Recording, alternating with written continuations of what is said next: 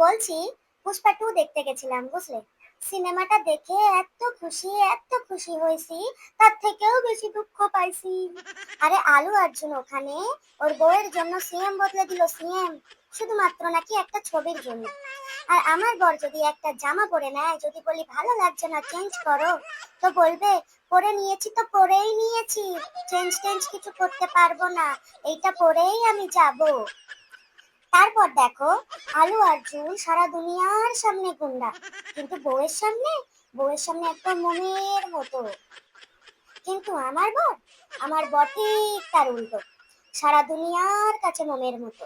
যে যাই এসে বলে চলে যাক না কেন, কিচ্ছু যায় আসে না। কিন্তু নিজের বউ যদি কিছু বলে, সঙ্গে সঙ্গে তুমি কেন এটা বললে, তুমি আমার স্ত্রী, তুমি কি সেটা জানো না? আবার যদি বলি, হ্যাঁ গো, রান্নাঘরে তরকারিটা বসানো আছে, একটু নেড়ে দিয়ে এসো তো, কি, পুরুষ মানুষ রান্নাঘরে ঢুকবে? ওসব মেয়েদের কাজ, তুমি গিয়ে করো। তারপর যদি বলি, হ্যাঁ গো, নিচে ওটা পড়ে গেছে, একটু তুলে দাও তো, কি, মর্দ কবি ঝুঁকতা নেই। হুম। না না, বলছি আমরা জীবনে কি অন্যায় করেছি, কি দোষটা করেছি যে আমরা এরকম বর পাই নাই? আমরা জীবনে কেন এরকম বর পাই নাই?